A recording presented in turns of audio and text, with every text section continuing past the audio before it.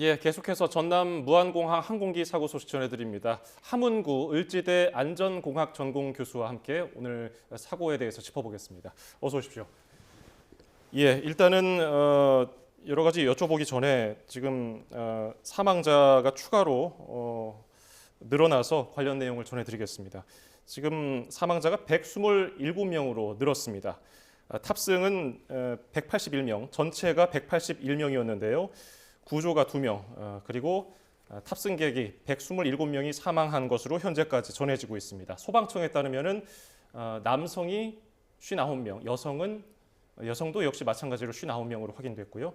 지금 성별을 확인 중인 건 9명입니다. 예, 저희가 관련된 소식은 이어지는 또 최신 소식이 들어오면 전해드리고요.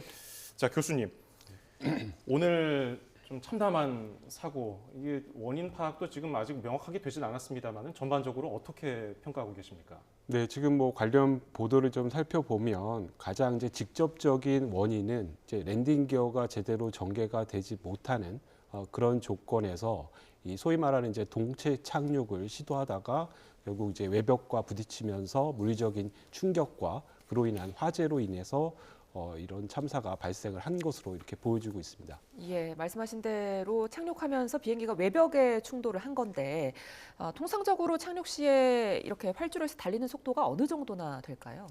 네, 보통은 이제 뭐 경우에 따라서 뭐 상당히 뭐 달라질 텐데요. 보통은 이제 랜딩 기어가 작동을 하고 실제로 이제 활주로에 안착을 하게 되면 우리가 뭐 시속으로 따지면 뭐 한 60에서 70km 정도. 근데 이제 일반적으로 랜딩 기어도 작동을 하지만 엔진 자체 출력을 이제 역추진을 하거든요. 그러면 이제 거꾸로 말하면 엔진에 대한 힘으로도 또 제동을 거는 이런 전반적인 메커니즘이 동시에 작동을 하거든요. 그래서 예컨대 우리가 비행기가 이륙을 하려면 양력이라는 힘이 있어서 비행기를 띄우게 되는데요. 예. 반대로 이제 착륙을 하기 위해서는 이제 항력이라는 힘을 키워야 되거든요.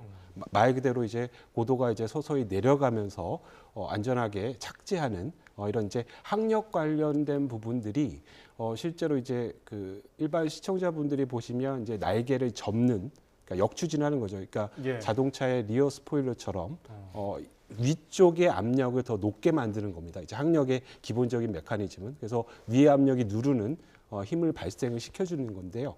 지금 이제 랜딩 기어도 문제지만 전반적인 이런 조향이라든가 브레이크에 해당이 되는 이런 그 엔진 역추진이라든가 아니면 이제 항력 증가를 위한 이런 그 날개차에 대한 전개 부분 이런 것들도 지금 원활하게 동작이 되지 못한 이런 것으로 지금 볼 수가 있을 것 같습니다. 네. 예, 최초에 그 초진을 9시 때 하고 그 구조자 2명을 동체 꼬리 부분에서 발견한 것으로 알려져 있거든요. 네네. 그런데 지금 수색 범위를 넓히고 있다고도 전해졌고요. 네. 수색 범위는 어느 정도로 넓혀야 할 것으로 보이세요? 지금 뭐 해당 활주로, 그러니까 사고가 난 해당 활주로를 기준으로 해서요. 예. 그 반경 적어도 한 100m 이상 정도는 확보를 해서 해당 그 여러 가지 그 인명 수습이라든가 이런 것들을 좀 살펴볼 필요성이 있습니다. 그래서 예. 실제로 이제 외벽과 충돌하는 과정에서 물리적인 힘이 굉장히 컸던 그런 조건으로 또 보여지고요. 그래서 적어도 한 100m 가량은 확보를 해서 수색을 진행을 하는 것이 맞는 것으로 보입니다. 예, 설명해 주신 그 외벽과 부딪혔을 때 힘이 그 물리적인 힘이 오늘처럼 동체 착륙을 한다면 혹시 더 커질 수 있습니까? 네, 그렇습니다. 그 동체 착륙이라는 것 자체가 그러니까 말씀드린 대로 결국 이제 비행기가 제동을 해야 되는데 기본적인 것은 랜딩 기어가 보통 이제 비행기 앞쪽에 뭐 쉽게 말씀드리면 바퀴가 하나 있고요. 그리고 이제 후미 쪽에 바퀴가 2개가 내려오는 삼각형 형태로 랜딩 기어가 그 작동을 하게 되는데요. 그래서 이 실제 이 바퀴 자체에 대한 브레이크 기능 제동 기능하고 지금 이제 그런 부분들이 없이 아주 단순하게 말씀드리면 활주로와 그리고 비행기 선체 바닥에 마찰력만 갖고 제동을 해야 되는 상황으로 보여지거든요. 그래서 앞서 말씀드린 대로 엔진 역추진이라든가 항력 발생할 수 있는 날개에 대한 조향 각도라든가 이런 것들이 전혀 이루어지지 못한 상황이라고 한다면 지금 뭐 사고 결과에서 나오는 것처럼 굉장히 큰 물리적인 어떤 운동성을 보여줄 수밖에 없는 조건으로 보입니다. 예. 지금 비행기가 동체 착륙하는 모습 저희가 영상으로도 여러 번 보여드렸습니다만은 비행기 바닥, 그러니까 배 부분이 그 활주로를 긁으면서 그대로 진행됐단 말이죠. 네네. 그런데 꼬리 쪽은 상대적으로 좀 충격이 덜 한 것처럼 보여요. 그래서 지금 저희 뒤쪽 사진에서도 동체 꼬리 쪽은 비교적 그 외벽에 있는 그 색깔, 비행기 색깔도 확인이 가능하고 모양도 꼬리 부분 꼬리 모양 그대로란 말이죠. 이거는 네네. 어떻게 해서 꼬리 쪽이 저렇게 구조자가 나왔고 저기서 생존자가 나왔다고 볼 수 있을까요? 네, 그 어쨌든 그 비행기가 진행하는 방향이 그 선두 쪽부터 진행이 될 거고요. 그리고 예. 또 당연히 이제 외벽과 부딪히는 이런 그 위치도 아마 이제 비행기 머리 쪽이 먼저 부딪히게 될 거고요. 그래서 그 충격량이 이 그 선 밑쪽에 꼬리 쪽은 이제 상당히 적게 영향을 미쳤을 거고요. 그리고 이제 실제로 이제 착륙하는 과정에서 보면 이 꼬리 부분은 지면과 이제 직접적으로 맞닿지 않은 조건에서 착륙이 이루어진 것으로 이렇게 보이고요. 그리고 이제 실제로 그 화재라든가 여러 가지 이제 충격이 가해지면서 또 그 절단이 되는 주동강이 나는 과정에서 또 상당 부분 그 꼬리 쪽에 그 충격이 덜 갔으리라고 판단이 됩니다. 그래서 아마 그 뭐 보도에 의하면 뭐 이 승무원 분들로 이렇게 지금 알려져 있는데요. 예. 그러니까 아마 이제 승무원분들이 그 당연히 이제 뒤쪽에 계신 이런 크루들이 존재를 했을 거고요. 그래서 그 부분이 상당히 어떻게 보면 다른 물리적인 조건과 화재 부분에서 상당히 좀 멀리 이격돼 있는 어떤 안전한 존으로 이렇게 형성이 된 것으로 이렇게 보입니다. 예. 현재 언급해 주신 승무원 2분 외에는 구조자가 더 늘고 있지 않는 안타까운 상황인데요. 소방 당국 입장에서는 지금 어떤 게 가장 어려울까요? 지금 이제 어쨌든 그 여러 보도에 의하면 이 충돌하는 과정에서 이 승객들이 굉장히 멀리 이렇게 그 떨어져 나가는 이탈하는 이런 것들을 보여줬다라고 지금 알려져 있는데요. 그래서 이렇게 사방으로 이제 흩어져 있는 이런 분들을 이제 그 수습하는 과정 이런 것이 지금 이제 가장 중요한 문제고 가장 어려운 부분이라고 생각이 들고요. 그리고 이제 주변이 뭐 그 여러 가지 뭐 갈대라든가 이렇게 그 형성이 돼 있는 것으로 보여 있어서 이제 조금 있으면 이제 일몰이 되고 수색 과정이 좀 더 어려운 조건으로 갈 수가 있거든요. 그래서 예. 그런 그 일몰 조건 하에서 수색이라든가 이런 것들 좀 원활하게 할 수 있는 준비를 지금부터 좀 빨리 좀 서둘러서 진행을 하시는 게 좋을 것 같습니다. 예. 교통수단 중에서 한 번에 많은 사람이 타는 교통수단을 꼽아보자면은 뭐 기차, 뭐 선박, 그리고 항공기가 있는데 항공기의 경우 사고가 발생했을 때 수색에 특히 다른 점과 어려운 부분이 있다면 뭐가 있겠습니까? 네, 대부분이 예컨대 뭐 지금의 경우는 그 활주로에서 이루어진 사고 형태고요. 또 대부분은 이제 불시착을 하거나 아니면 공중에서 사고가 나면 실제로 이런 유해라든가 관련 것들 수색하는 게 상대적으로 어려운 부분이 있고요.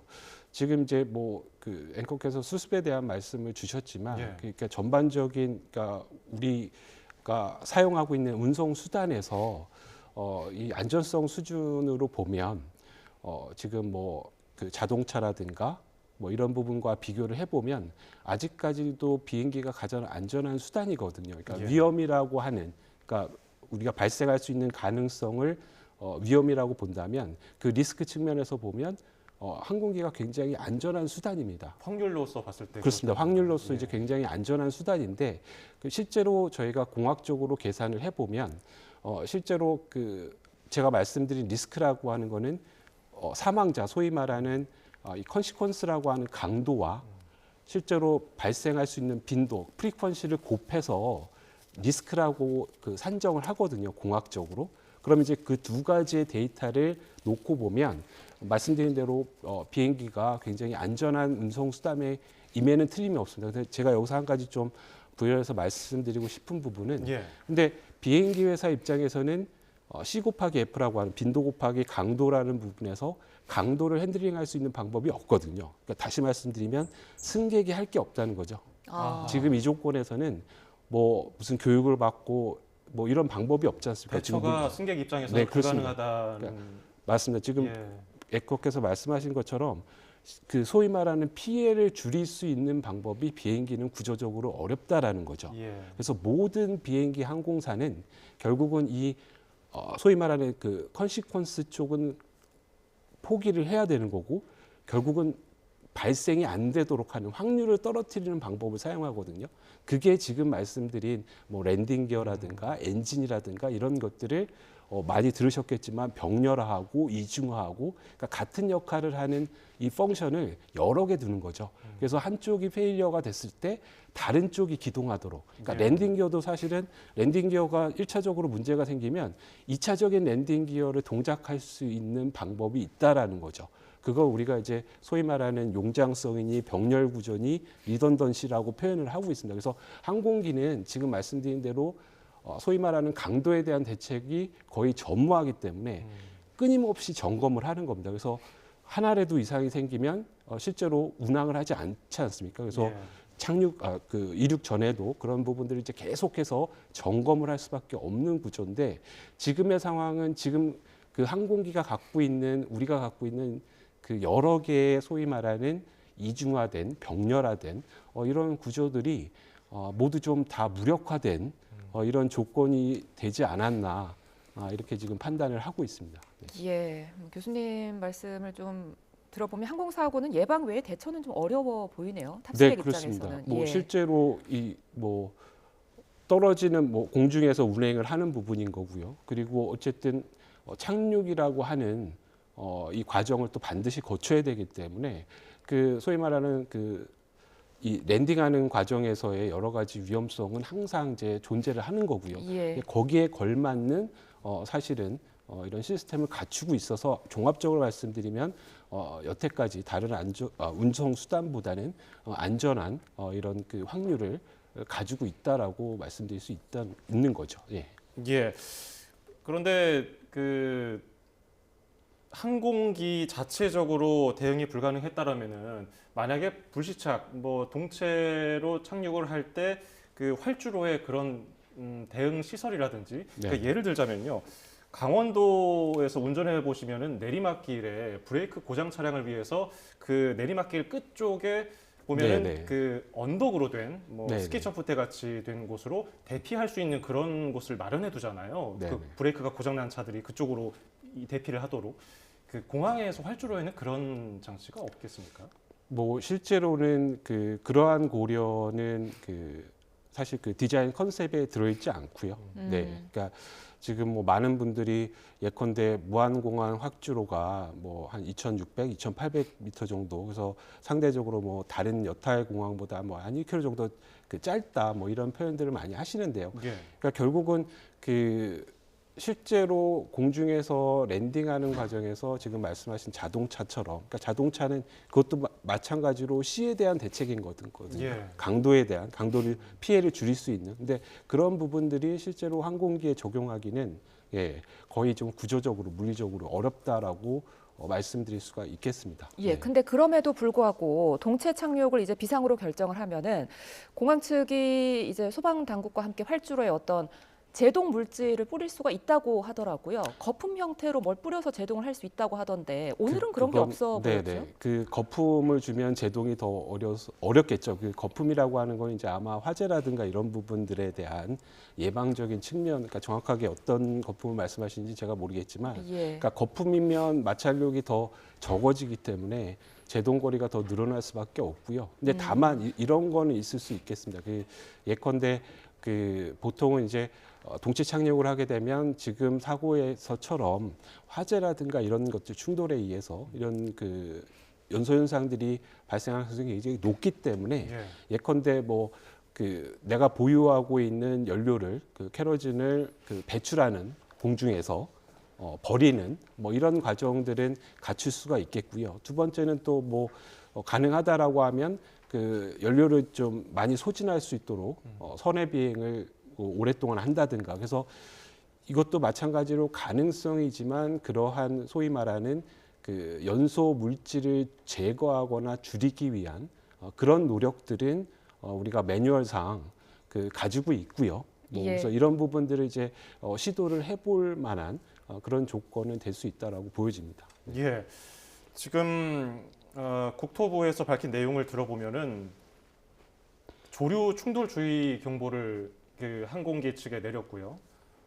그 1분 뒤에 조종사가 메이데이 선언, 그러니까 도와달라 구조 신호를 보낸 거예요. 그리고 그 구조 신호를 보내고 나서 한 2분 정도 있다가 바로 이런 사고가 났는데 조류 충돌, 이른바 버드 스트라이크, 이거는 어느 정도의 위험성이 있다고 봐야 되는 겁니까? 실제로 뭐 그 공항에서 실제로 이착륙할 때 이 말씀하신 이제 버드 스트라이크에 대한 우려는 뭐 항상 존재해 왔습니다. 그래서 공항이라든가 항공사 입장에서도 이 부분을 이제 피해를 줄이기 위한 많은 노력들을 지금 하고 있는 것이 현실이고요. 예. 예, 그럼에도 불구하고 지금 이제 1차적으로는 어떤 조류 충돌이 발생한 것으로 이렇게 보여지고 있는데, 예. 그러니까 그렇다고 한다면 조류 충돌이 반드시 그러면 랜딩 기어를 제대로 구동할 수 없는 조건으로 이루어지느냐? 예. 그러니까 사실 그 부분은 이제 상당히 퀘션이거든요. 예. 근데 이게 기본적으로 이제 엔진 개통이라든가 이런 부분에 무리를 주거나 어떤 결함을 가져오고 더 좀 추정을 거듭해서 좀 확장을 해보면 실제로 이제 이런 엔진 쪽에 문제가 생겨서 비행기 전반적인 어떤 제어나 통제 시스템에 같이 무리를 줄 수 있을지 않나 그런 예. 이런 뭐 추정이지만 그런 부분을 하게 되고요. 그리고 기본적으로는 엔진 쪽하고 랜딩 기어는 회로 상으로는 완전히 분리를 해놓거든요. 예. 같이 연계가 돼 있으면 문제가 될 가능성이 굉장히 높기 때문에 설계 자체에서 또 분리가 해놓은 상태인데 어쨌든 해당 비행기가 어떤 알 수 없는 원인에 의해서 실제로 랜딩 기어를 전개하지 못하는 조건에 들어갔던 것만은 이렇게 확실해 보입니다. 네. 그러니까 정비 불량 가능성도 배제할 수는 없다고 보시는 겁니까? 정비 불량에 대한 부분도 완전히 배제할 수는 없겠죠. 그래서 지금 뭐 여러 가지 조건들과 더불어서 근데 말씀드린 것처럼 이 랜딩 기어와 같은 어떤 생명에 직결되는 이 부분에 대해서는 이중화 삼중화가 돼 있어서 예. 이 모든 것이 다 무력화될 수 있다는 확률은 상당히 낮아 보인다라고 말씀드릴 수 있겠습니다. 예. 그러니까요.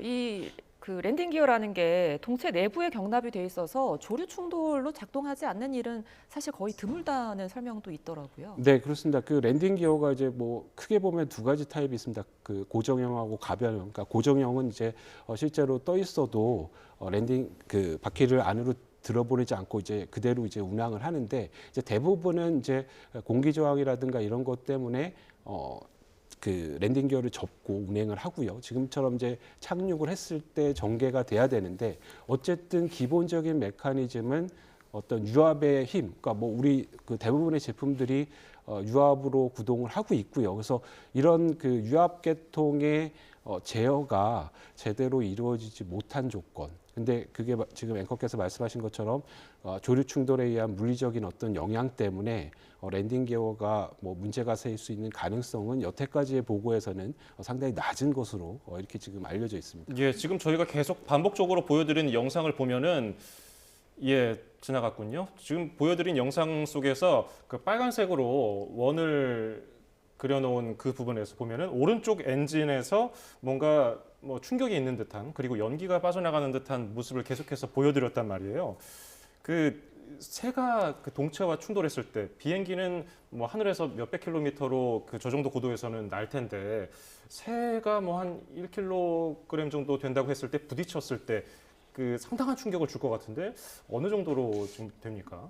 그러니까 충격량에 대한 부분보다는 예. 일단 제 개인적인 생각으로는 이제 소위 말하는 이제 조류가 엔진룸 안으로 그러니까 우리 뭐 자동차로 얘기하면 머플러 쪽에 동력 계통으로 빨려 들어가는 현상이 있습니다. 그러면 이제 소위 말하는 엔진룸 쪽으로 들어가게 되면 조류 자체가 또 연소가 되니까 지금 이제 육안으로 보기에 불꽃이 나는, 그러니까 결국 이제 해당 조류가 연소되는 이런 형태가 나타날 수도 있고요. 두 번째는 말씀드린 대로 이제 엔진룸 안에 들어가면 연소 형태들이 물리적인 영향을 받거든요. 화학적인. 그러면 이제 그런 불안전 연소라든가 이런 부분에 의해서 이제 출력 부분이 이렇게 불규칙하게 이런 형태로 나타날 수도 있고요. 그래서 예.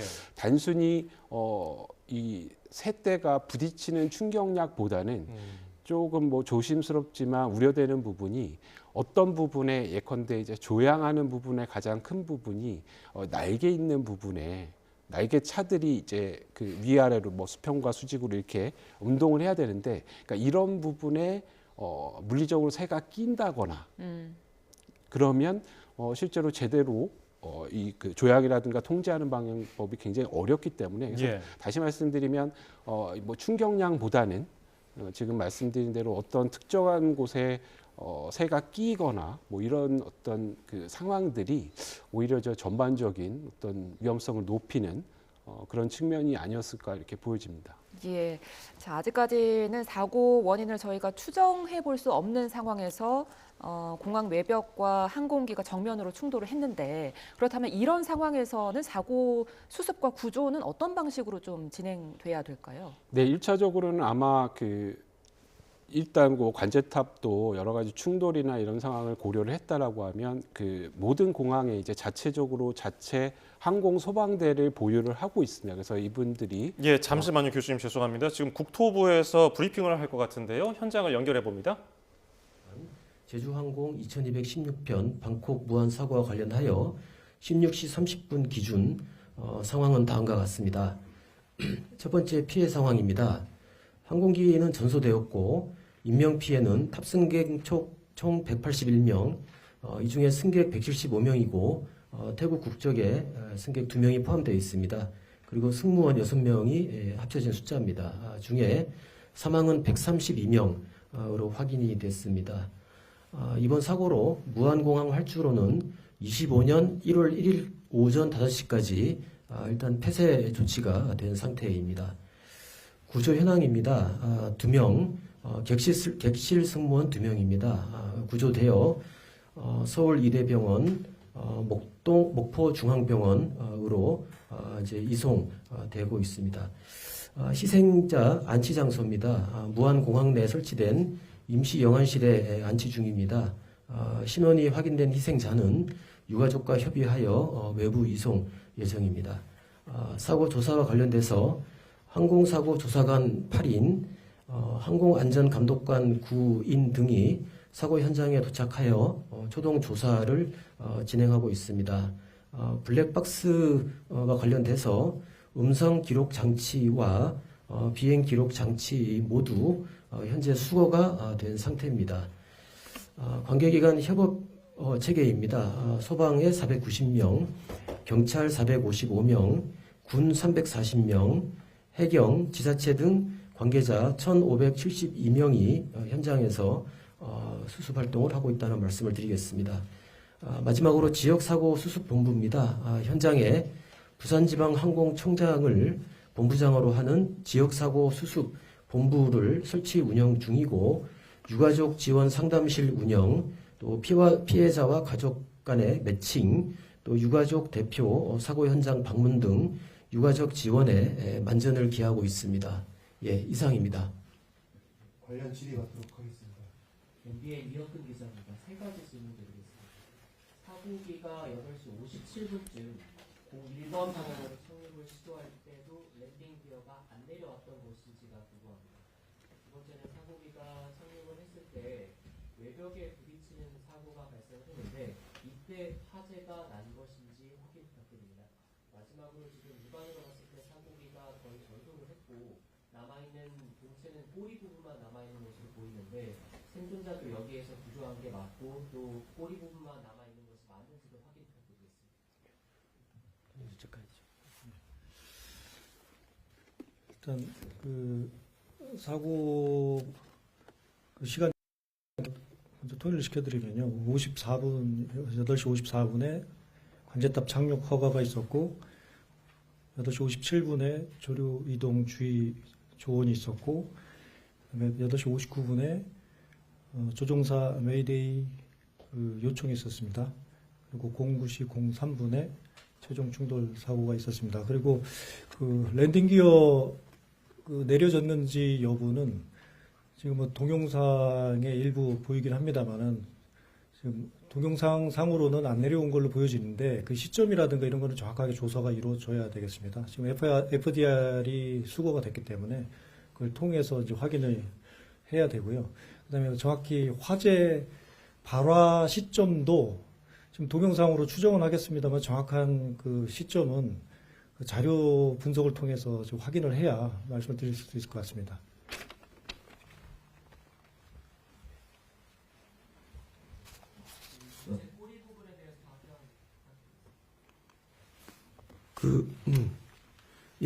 아까 이제 구조되는 부분과 관련된 부분입니다만, 현재 계속 구조 활동이 진행되고 있습니다. 그래서 그거는, 전체적인 어떤 상황들은 좀 더, 구조되는 상황을 좀 보고 좀 말씀을 드려야 될 것 같습니다. 저 부산일보인데요. 한 가지. 서해안 쪽은 대표적인 조류수 습지인데, 조류 충돌 방지 장치가 어느 정도 좀 되어 있습니까? 승객이 그쪽에는 뭐 그렇게 많지 않다는 이유로 사고 방지 장치가 좀 소홀하게 되어 있는 건 아닙니까? 그렇지 않습니다. 저희가 이제 그 당시에 조류 충돌 이제 방지 시설이라든지 그다음에 그 조류 방지 활동을 충돌 방지를 했던 인원들 저희가 좀 조사를 보다 명확하게 좀 하고 있는 중입니다만 어떤 기준에 맞춰 가지고 인력 배치와 장비 배치들이 함께 돼 있다는 말씀을 드립니다. 근데 하여튼 여러 가지 그 당시에 오늘 아침에 어떤 사고 상황에서 이 어떤 인원 배치라든지 장비의 작동 이런 부분들을 제가 이제 면밀히 한번 조사 과정에서 살펴볼 계획입니다.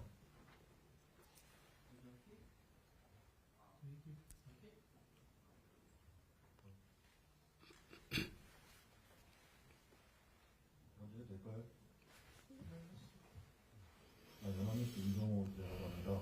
이번에 사고가 난 제주항공기요. 그 온라인상에서는 2022년 11월에도 뭐 엔진 문제를 일으켰는데 당시 뭐 대공군의 은폐 시도가 있었다 이런 글이 돌고 있고요. 최근에 바로 이틀 전에도 문제가 있었던 적이 있다 이렇게 돼 있는데 그 사고 뒤에 이전 뭐 정비나 사고 이력을 혹시 파악하고 계신지 궁금합니다. 네, 그 항공기에 대한 정비 이력은 현재 저희가 지금 파악을 하고 있는 중입니다. 그 파악된 그 내용을 가지고 좀 말씀을 드리도록 하겠습니다. 조선부지입니다. 그 8시 50분 웨이데이 상황 후에 9시 3분 새로 출발하기 사이에 폭행을 한 걸로 알고 있는데 혹시 폭행 시간을 알 수 있을까요? 네, 복행이 한 2, 3분 사이에 이루어지기 때문에 정확한 그 시간은 저희가 자료 분석을 해서 확인이 가능하고요. 지금은 대략 3분 사이에 여러 가지 상황이 벌어졌다 이렇게 좀 이해해 주시면 좋겠습니다. 스페이스 권영입니다. 폭행을 해서 거꾸로 내려서 착륙을 했는데 착륙 지점이 좀 구체적으로 파악이 되는지, 근데 정상적인 착륙 지점과 좀 다른지, 얼마나 차이가 있으면 얼마나 차이가 있는지 좀 말씀해 주시고요. 또 하나는 보안회사가 1월 1일 오전 5시라고 했는데 그 시간을 지정하신 이유가 있는지에 대해서 궁금합니다. 예, 그 착륙 지점 죄송합니다. 착륙 지점을 포함해서 아까 이제 기자분들이 말씀하신 그런 내용은 저희가 조사를 좀 하고 있는 중입니다. 그래서 그 조사가 되는 대로 좀 말씀을 좀 드리겠다는 말씀을 드리겠습니다. 그리고 아까 두 번째 질문이 왜 1월 1일 오전 5시인지 말씀해 주시죠. 예, 일단 저희가 1월 1일 오후 5시까지 설정을 해놓은 것이고, 이거는 제가 좀 공항에 이 상황을 좀 봐서 또 추가적으로 조정을 할 필요가 있으면 조정을 할 계획입니다. 뉴스나 조용입니다. 지금 두 가지인데요. 조류 충돌 경보를 내리는 기준이 좀 구체적으로 어떻게 되는지 궁금하고요. 그리고 조류 충돌 경보가 없더라도 충돌이 발생을 하면 조종사가 기내에서 해당 사실을 즉각적으로 인지를 할 수가 있는지 궁금합니다. 예, 그 당시에 그 공항에 어느 정도 이 조류가 이렇게 출현을 했는지 그 부분은 저희가 아까 말씀드렸던 것처럼 좀 조사가 조금 돼야 될 것 같습니다. 그 조사를 하고 그 좀 더 참 자세한 내용을 좀 말씀을 드리는 게 적절할 것 같습니다. 저기 서울경제 배상민 기자라고 하는데요. 그 생존 승무원이 증언을 하고 있는 게 3대 스트라이크를 얘기하셨고, 당시에 기내에 있었던 이제 승객 이 가족에게 이제 이번에 톡이 지금 현재 한 언론사에 공개가 됐습니다. 아마 보셨을 것 같은데요. 거기서 세대 충돌이라는 게 언급이 됩니다. 그래서 당시에 승객과 승무원 모두 같은 질문을 하고 있는데 이게 당시에 기내 방송이 있었다고 보시는지, 그리고 당시에 그 상황 자체에 대해서 어떻게 내부적으로 좀 보고 계시는지, 그 상황, 당시 기내 상황을 조금 파악하고 계신 있으신가요? 지금 저희가 그 기내 상황에 대해서는 지금 저희가 뭐 조사가 되지 않은 상황에서 지금 파악하고 있는 내용들은 구체적인 내용들은 없습니다. 그래서 요거는 전반적으로 아까 여러 말씀하셨던 뭐 그런 전반적인 사항들을 같이 조사를 하면서 좀 이렇게 밝혀 나가야 될 그럴 상황으로 보고 있습니다. 예, 저 부산일보인데요. 저 조류가 지금까지 보면 엔진에 충돌을 해서 이제 사고가 발생한 걸로 이제 다 이렇게 좀 추정이 되고 있는데, 그때 왜 랜딩 기어는 왜 안 펴진 겁니까? 이게 엔진에 문제가 생기면 랜딩 기어도 이게 작동을 하지 않게 되는 겁니까? 그 항공기 이제 기술적인 이제 아까 말씀드렸던 것처럼 그 정확한 이제 원인과 당시에 이제 상황에 대해서는 저희가 지금 조사관들이 현장에 나가서 조사를 좀 진행을 착수를 했습니다. 그래서 그 어떤 조사 내용과 그 결과를 가지고 좀 말씀드리는 것이 적절할 것으로 생각합니다. 아니, 그러니까 네. 일반적으로 네. 그 우리가 자동차도 엔진이 꺼지면 다른 것도 막 할 수 없듯이 비행기도 엔진이 꺼지면 랜딩 기어를 조작할 수 없게 됩니까?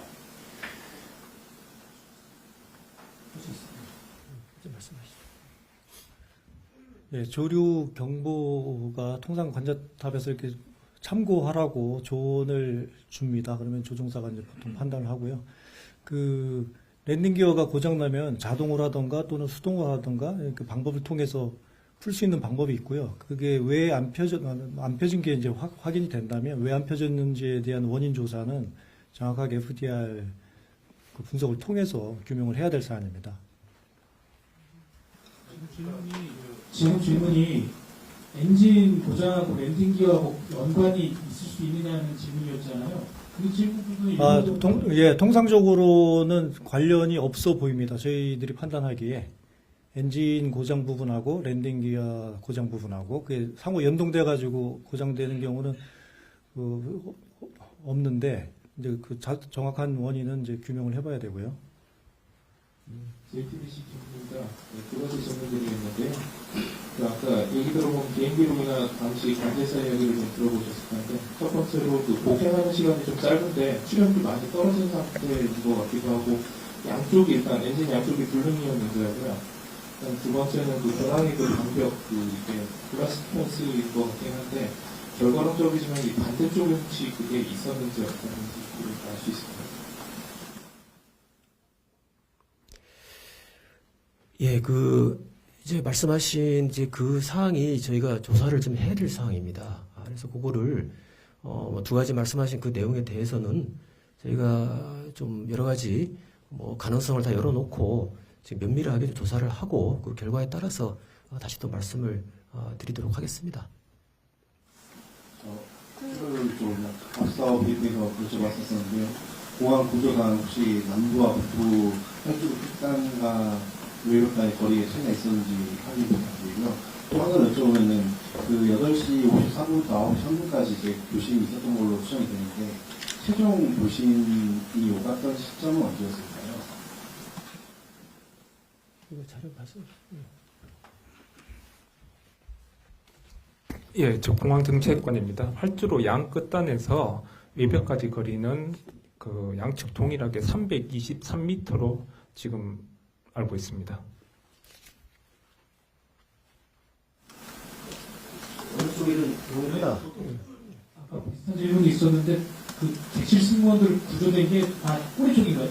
남아있는 거기서 그거를 제가 구조했던 그 상황에 대해서는 제가 좀 상황을 좀 더 파악을 좀 해봐야 될 것 같습니다.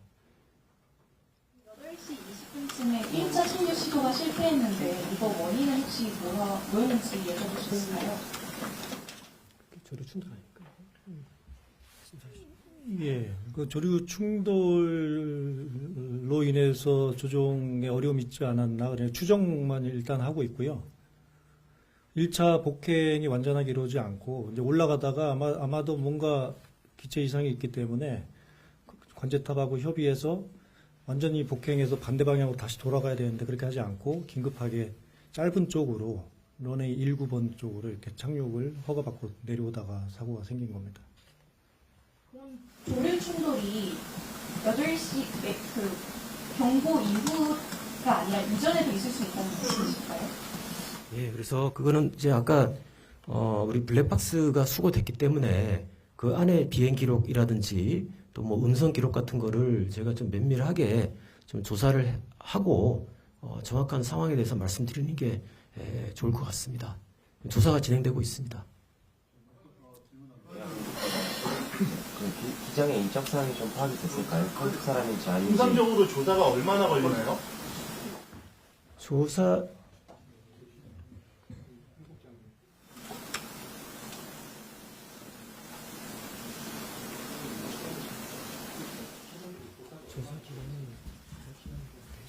네, 통상 조사 기간이 이 상업용 여객기 같은 경우는 짧아도 6개월, 길게는 큰 사고 같은 경우는 뭐 3년씩 걸리기도 합니다. 그래서 뭐 기체 문제, 조종 절차 문제, 또 외부 요인 문제, 복합적으로 사고 요인들이 있기 때문에 그걸 규명하려면은 굉장히 장시간이 소요됩니다. 그리고 이 기체가 외국에서 제작됐고 각 그 부품들이나 중요한 그 장비 이런 것들도 또 제작국의 기술 의뢰도 진단도 받아야 되고 자문도 받아야 되기 때문에 장시간이 소요된다는 점 좀 양지해 주시고요.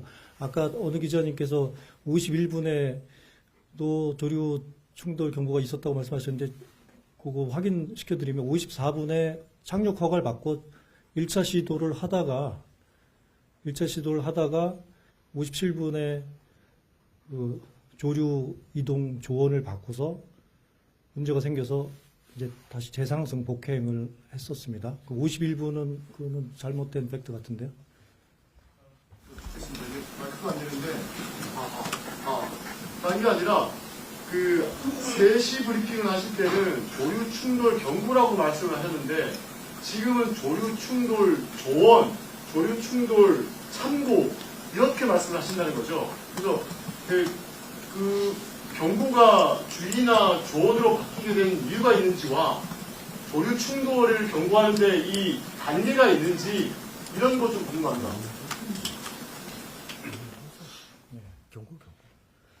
그 관제사들이 그 영어로 관제 지시를 이렇게 합니다. 그래서 이제 통상 그 용어 그 혼선 때문에 그런 거고요.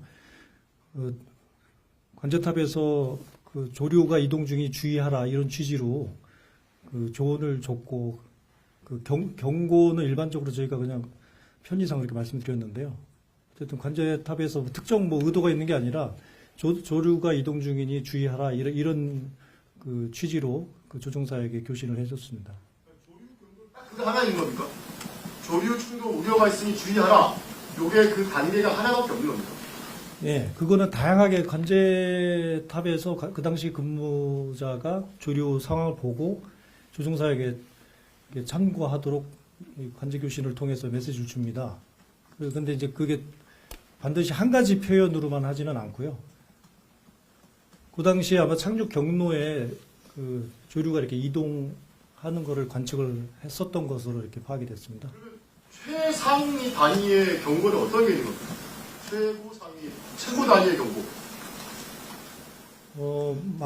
항공기 그 안전에 우선 직접적으로 영향 주는 그런 상황이 뭐가 있다 그러면 바로 뭐 우회를 시키던가 뭘 하겠죠. 근데 이 경우는 뭐 단계를 나눠가지고 직접 경고를 이렇게 표현하고 그런 건 아니고 일단 그 착륙 경로 앞에 새들이 이동하니까 그 주의하라 이렇게 그 관제사가 지시를 한 겁니다.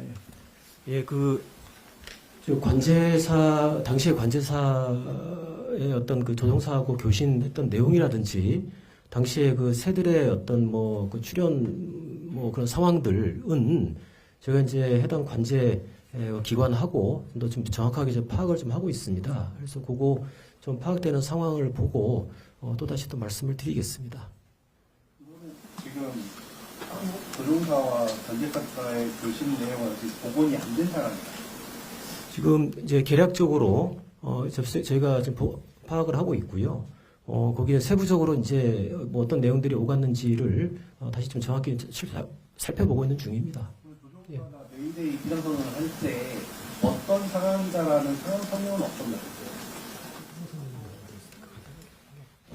현재까지 파악한 거로는 상세한 그 상황 설명은 없었던 걸로 그렇게 파악하고 있습니다. 정말 모승준 기자라고 하는데요. 혹시 그 기장 인적사항이 파악된 게 있을까요? 한국 사람인지 아닌지 몇 살인지 이런 거 파악되는지 궁금하고요. 두 번째는 그 활주로 무안공항이 지금 활주로 확장 공사로 인해서 그 건축 자재나 돌고다기 등을 쌓아놓았다는 얘기가 나오고 있는데 관련해서 파악된 사실이 있는지 이렇게 질문드리고 싶습니다.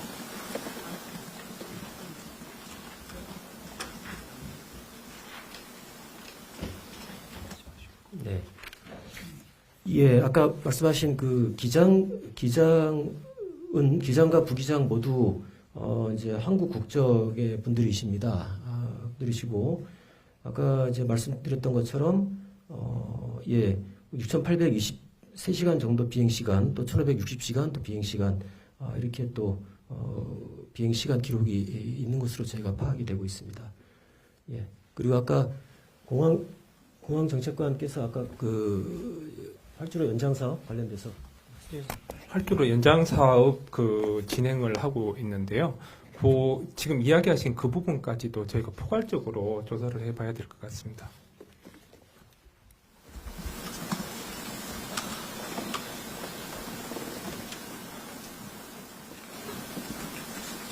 활주로 확장 사업은 그 착륙한 지점의 앞쪽이죠. 활주로 맨 앞단인 거죠. 뒷단이 아니라. 지금 앞단? 예. 아니 그 착륙하는 쪽에서 보면은 터치다운 쪽에 가까운 쪽이잖아요. 예, 터치다운 쪽에 가까운 쪽입니다. 여기 승무원 두 분은 구조가 되는데 꼬리 부분에 있는 다른 승객들은 왜 구조가 안 된 거예요? 지금 잘 들리지가 않습니다. 그 승무원 두 분이 꼬리 부분에 구조가 되는데요. 왜 다른 승객들도 다 꼬리 부분이 많이 있었을 거 아니에요. 근데 왜 승무원 분만 구조가 되고 나머지 승객들은 왜 그게 안 되는지 그런 내용이 좀 파악이 지금 왜냐하면 가족분들이 답해하시거든요. 이 현장에 있는 가족들이나 실종자 가족분들이 그걸 많이 궁금해하시는 것 같아요. 네, 그것도 저희가 좀 파악을 좀 하고 있는 중입니다. 그 파악되는 대로 말씀드리겠습니다.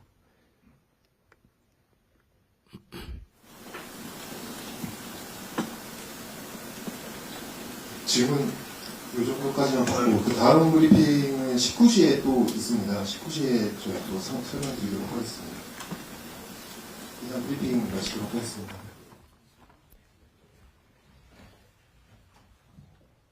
예, 지금 국토부에 추가 브리핑이 있었습니다. 자세한 소식을 저희가 사유부 기자에게 좀 정리된 내용을 들어보겠습니다. 김승환 기자, 지금 국토부에서 브리핑이 있었는데 추가된 내용 좀 설명해 주실까요? 네, 좀 전에 발표했던 내용을 좀 간략하게 말씀을 드리면 먼저 16시 30분 기준으로 그 국토부에서는 사망자가 132명이라고 집계를 했는데 예. 저희가 그 파악한 바로는 소방 기준으로는 16시 49분 기준으로 인명피해가 현재 사망자가 151명으로 파악이 되고 있습니다. 남성 71명, 여성 71명, 확인 불과 9명이고요. 아직까지도 계속 구조 활동이 진행되고 있는 상황입니다. 저희가 앞서 전해드렸듯이 구조자는 2명, 객실 승무원 20대 남녀라고 저희가 말씀을 드렸잖아요. 예. 그래서 이분들이 목포에 있는 병원에 이송이 됐다가 현재는 전부 다 서울에 있는 병원으로 그 도착을 한 상황입니다. 또 이분들이 꼬리 있는 부분에서 발견됐다고 그 소방 브리핑에서 저희가 전달해 드렸었는데 예. 왜 꼬리 부분에 있는 나머지 승객들은 구조가 안 됐냐 이렇게 여기에 대한 질문도 있었는데 이것은 현재 파악 중이다라고 말을 했고요. 희생자분들은 현재 무안공항 안에 있는 임시공항 무안공항 안에 있는 임시 장소에서 현재 안치가 되어 있는 상황입니다. 또 새로운 내용을 말씀드리면 그 관제탑과 조종사의 교신 내용을 이제 시간대별로 말을 해줬었는데요.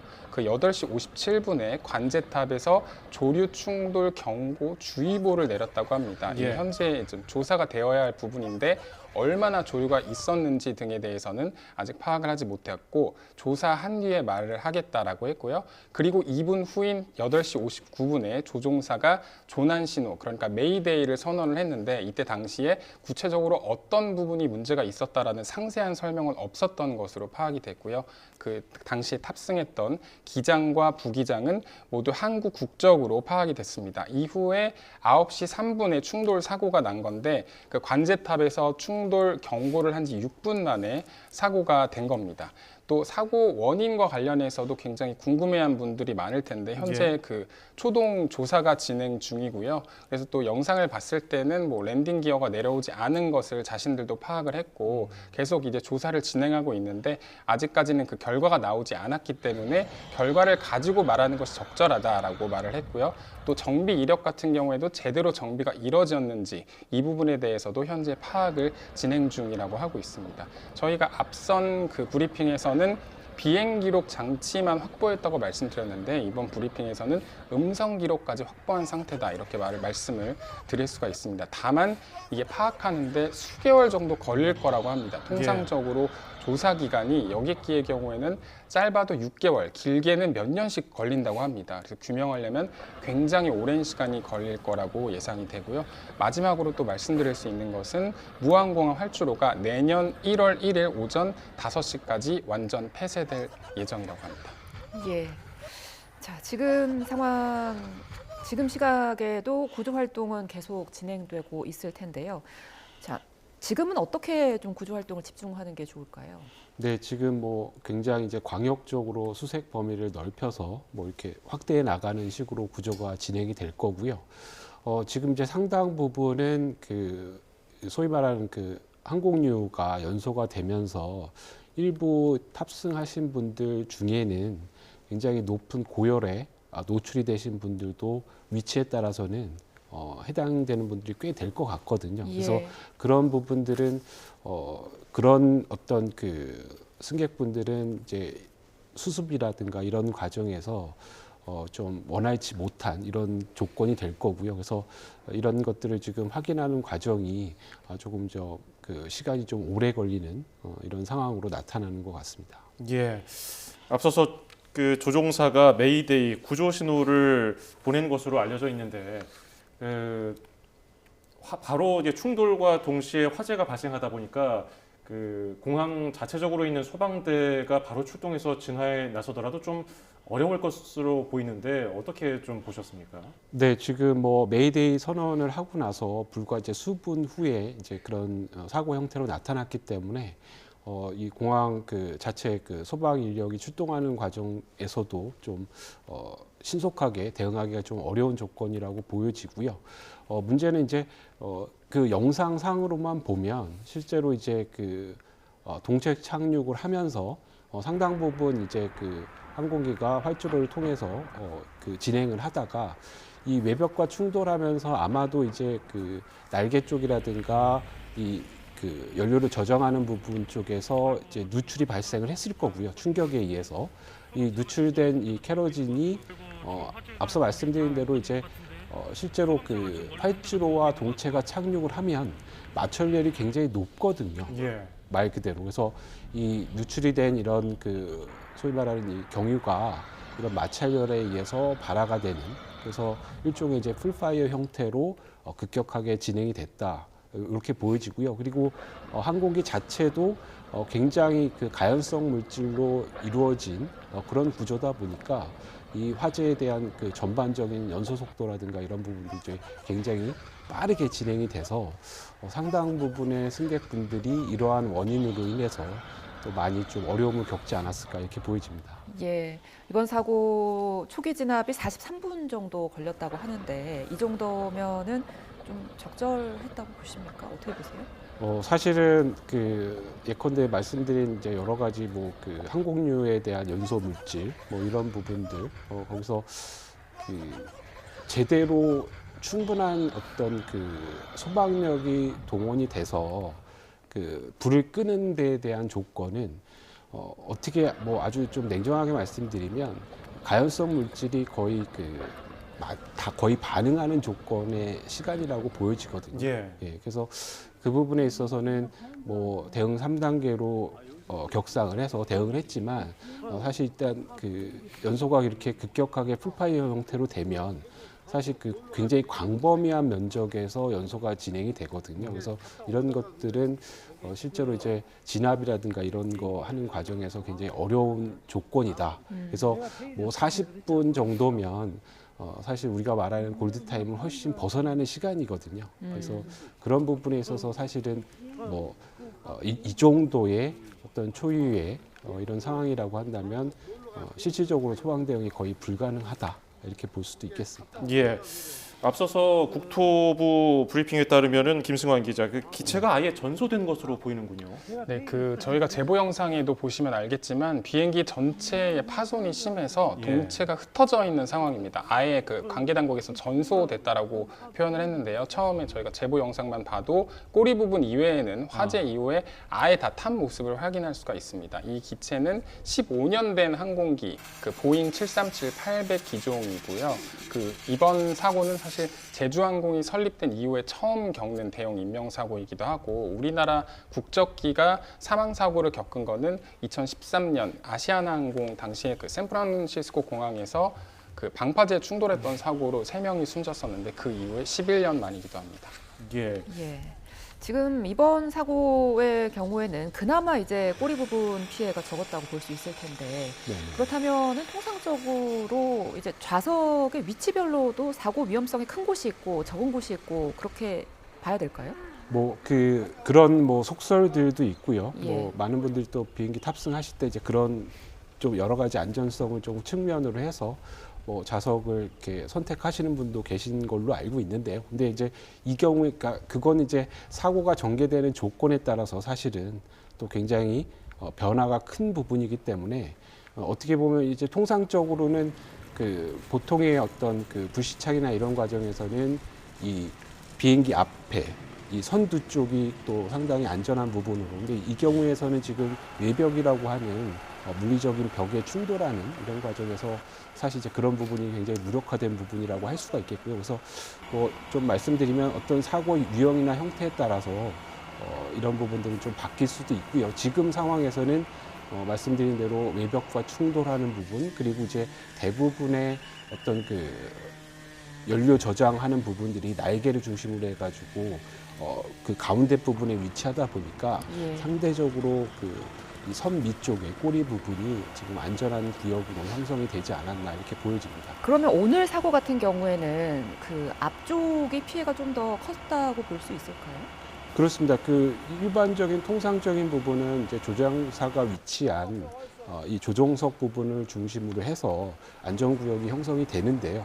뭐 지금 말씀드린 대로 다 케이스 바이 케이스인 경우도 마찬가지겠지만, 근데 이 경우는 지금 물리적인 벽이랑 충돌하는 부분이 결국은 이제 그 앞쪽 부분부터 충돌이 되다 보니까 앞쪽 부분이 가장 이제 위험한 부분으로 대두가 된 부분이고요.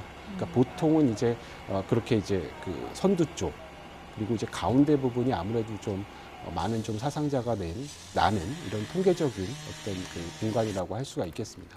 예. 자, 지금 국토부에서 브리핑이 있은 이후에 저희가 또 관련된 내용을 전해드리고 있습니다.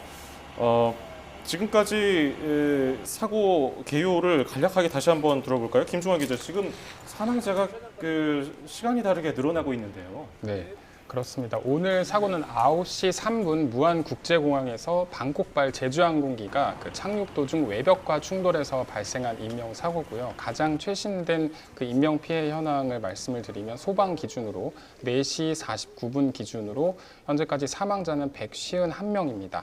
남성이 71명, 여성이 71명, 확인할 수 없는 분들이 9명이고요. 현재까지는 구조 2명이 된 것으로 파악이 됐습니다. 모두 다 20대 여성, 남성 승무원들인 것으로 현재 파악이 됐고요. 이분들은 모두 꼬리 쪽에서 발견된 것으로 확인이 됐고 당시에도 의식이 있는 채로 병원으로 옮겨져서 현재는 본인들 의사에 따라서 모두 서울에 있는 병원으로 옮겨진 것으로 파악이 됐습니다. 예. 아직 일반 승객 중에서 파악된 부상자는 없고요. 그렇다면 왜 나머지 승객들은 구조가 안 됐냐 이 부분에 대해서도 관기 당국은 현재 파악 중이다 이렇게 말을 했습니다. 네, 무안이면 굉장히 작은 지방 소도시 중에 하나잖아요. 네.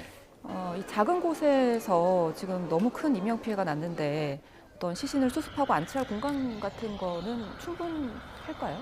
네, 현재 그 희생자들은 공항 내 임시 영안실에 그 안치가 되어 있는 상황이고요. 또 공항 주변에 무안 스포츠파크라는 곳이 있는데 거기에 있는 실내 체육관의 임시 분향소를 현재 마련 중이고 예. 내일 12시 설치를 목표로 진행을 하고 있다고 합니다. 또 그 옆에 있는 건물의 그 수영장 건물 2층에 가족분들을 위한 대기실을 또 마련을 하고 있고요. 또 30분 단위로 유가족을 대상으로 브리핑을 진행을 하고 있어서 유가족분들이 궁금해하시는 부분들을 지금 계속 말씀을 드리고 있고 또 저희가 취재된 바에 따르면 지금 그 인명 피해가 5시 11분 기준으로 다시 나왔는데 현재까지 사망자는 167명으로 좀 더 늘었습니다. 예. 남성분이 79명, 여성분이 77명, 그리고 확인할 수 없는 분이 11명. 다시 말씀드리면 현재까지 사망자가 167명이 나왔다 이렇게 말씀을 드릴 수 있을 것 같고요. 현재 그 희생되신 분들이 무안공항에 있는 주로 전남 지역에 있는 거주자들로 추정이 되는데 저희 취재 결과 그 탑승객의 다수가 지역 여행사의 상품을 이용하시던 분들로 취재가 됐습니다. 그래서 이 항공사가 여기 무안과 방콕 노선을 정기적으로 취항을 했고 또 지역 여행사 상품을 이용했던 승객분들이 되게 다수여서 25일 날 무안에서 방콕으로 출발해서 오늘 오전 들어오는 상품을 이용했던 분들이 굉장히 많았던 것으로 현재 파악됐습니다. 예, 그러면 저희가 지금 실시간으로 합동 분향소 얘기를 현장 취재 기자에게 들어보겠습니다. 무안 여객기 사고로 인한 희생자들의 합동 분향소 현재 마련 중입니다. 공항 인근에 있는 무안 스포츠센터에 마련 중인데요. 전해드린 대로 전남도청은 내일 낮 12시까지 설치할 방침이라고 합니다. 현장의 취재 기자에게 자세히 좀 들어보겠습니다. 배민혁 기자. 네, 무안 스포츠센터에 나와 있습니다. 예, 지금 배 기자 있는 곳이 분향소가 설치되고 있는 장소인 것 같은데 지금 설치가 진행 중입니까? 네, 그렇습니다. 지금 제 뒤로 보시는 것처럼 여객기 사고 희생자들을 위한 합동 분향소가 설치되고 있습니다. 합동 분향소가 위치한 곳은 무안공항 인근에 있는 무안 스포츠파크입니다. 실내 체육관 1층에 합동 분향소가 마련되고 있고 스포츠센터 3층에는 유가족 대기실도 마련되고 있습니다. 아직까지 탑승객 가족 상당수는 공항 대합실에 머무는 상황인데 관계 당국은 이곳에서 희생자 가족의 숙소와 장례 절차 진행, 심리 지원 등을 이어가겠다는 계획입니다. 또 가족 단위로 전담 공무원을 지정해 관리하고 상황이 길어지는 것을 대비해 희생자 가족이 머무를 임시 숙소도 마련할 방침입니다. 지금까지 무안 스포츠센터에서 YTN 배민혁입니다. 예, 현장 소식 저희가 전해드렸고요. 앞서서 교수님께 여러 가지 궁금한 점 여쭤보다가 항공사고의 경우는 다른 교통수단 사고와 달리 현장에서 극단적인 사고가 발생했을 때 대처가 어렵다는 대답을 들었어요. 예방 중심의 대책이 필요할 것 같은데 지금 상황에서는 어떤 점이 중심으로 좀 이루어져야 될 것으로 보십니까?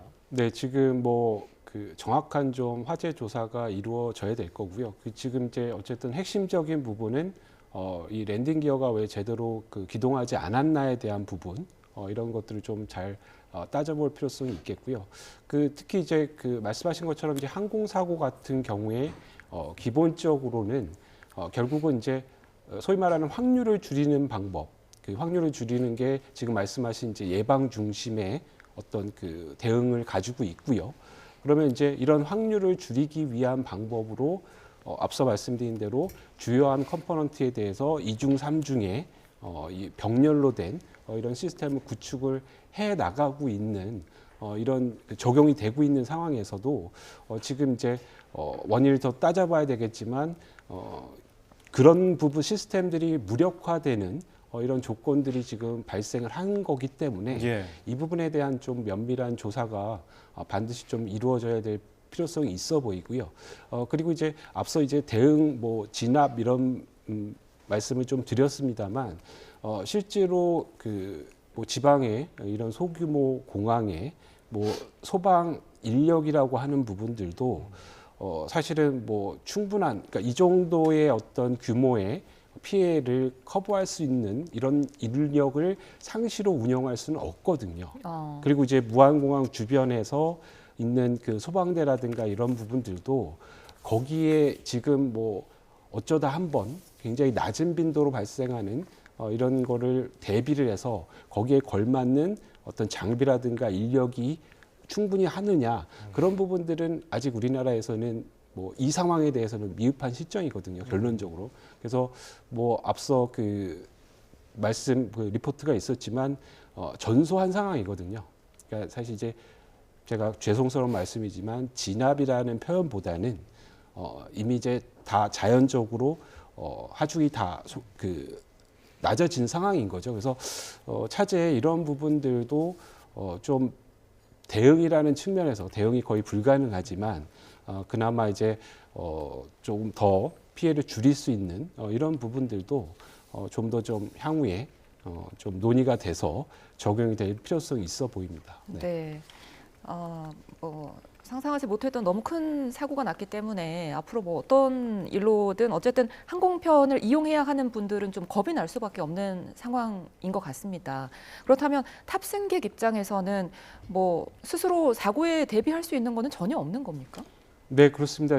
그 실제로 뭐 그 높은 그 하늘에서 이루어지는 사고들 그리고 결국은 이제 그 착륙을 해야 되는 기본적인 그 조건이 있기 때문에 사실 뭐 승객 차원에서 할 수 있는 부분들은 뭐 굉장히 제한적일 수밖에 없고요. 그래서 뭐 간단한 충돌이라든가 뭐 급제동이라든가 이런 부분은 뭐 여러 가지 뭐 교육이라든가 안전벨트라든가 이런 것으로 어느 정도 좀 피해를 줄일 수 있다고 하지만 지금처럼 초유의 외벽과 부딪혀서 이 충격과 화재가 동시에 발생하는 이런 조건에서는 사실 이제 승객 자체의 어떤 대응이라든가 이런 것들은 거의 이제 무의미하다라고 볼 수가 있겠습니다. 네. 예. 자, 국토부에서는 당시 상황을 어떻게 설명하고 있는지 뭐 추가된 내용 간략하게 끝으로 들어볼까요? 네, 현재 그 8시 57분에 관제탑에서 조류 충돌 경보 주의보가 내려졌고 예. 2분 후에 조종사가 조난 신호를 선언을 해서 메이데이라고 외쳤고요. 그 이후에 9시 3분에 충돌 사고, 조류 충돌 경보 6분 만에 사고가 난 것으로 현재까지는 파악이 되고 있습니다. 예, 알겠습니다. 지금까지 함원구 을지대 안전공학전공 교수 그리고 사회부 김승환 기자였습니다. 고맙습니다.